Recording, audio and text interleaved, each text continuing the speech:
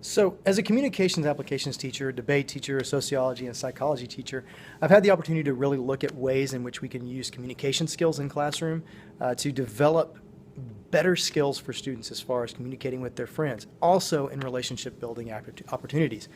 So one of the things that we did that was a pretty basic idea was we introduced the concept of burning questions in my ComApps class. Every day I would have this little bucket right here filled to the brim with a random icebreaker questions. And we'd draw a student's name out of the hat.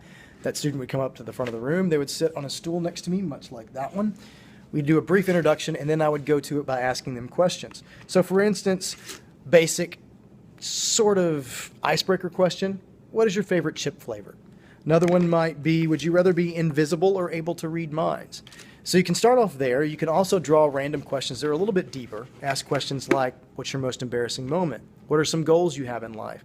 And then what is some quality that you most dislike about yourself or in other people?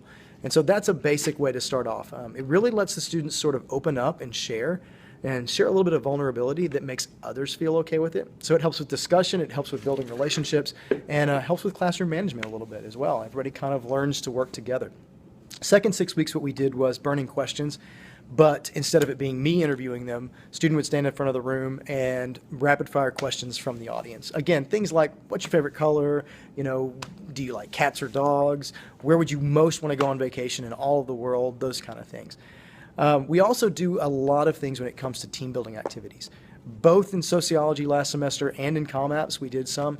One activity was we used straws and tape to try to build a tower as high as we could, but we added a communication component to it where students had to figure out how to communicate despite there being flaws. So one student could only say mortar and brick instead of straw and tape. One student in that particular group could only use the phrase cool, awesome, and dude to communicate. One couldn't speak at all. One could talk, say anything they wanted to, but they had to be facing away from the rest of the crowd. So students had to learn to work together and read each other's sort of nonverbal cues as well. Worked on building relationships with that.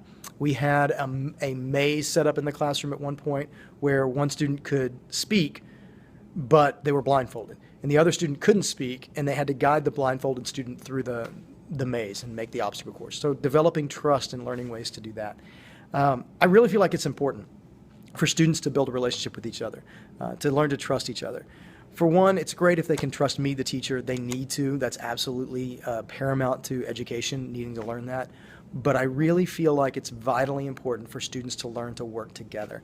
They're going to have to learn to work with people of a variety of backgrounds, beliefs, interests in the real world. And so if we can teach them that here in high school in a safe learning environment, they can learn to communicate. They can learn to do a lot of things that they don't even think they can do. And I really feel like communication is a skill that, of course, I teach the subject, so I love it, but I feel like it's a skill that is desperately in need of continued reflection. Are we communicating well? Are we connecting well? Are we building strong and relevant relationships? And so, as much as I want to strive to build those strong and relevant relationships with my students and my fellow teachers, I want to help create an environment where students can build those strong and relevant relationships with each other. And it may start with something as silly as a burning question or doing a team building activity in the middle of class. Thanks for your time.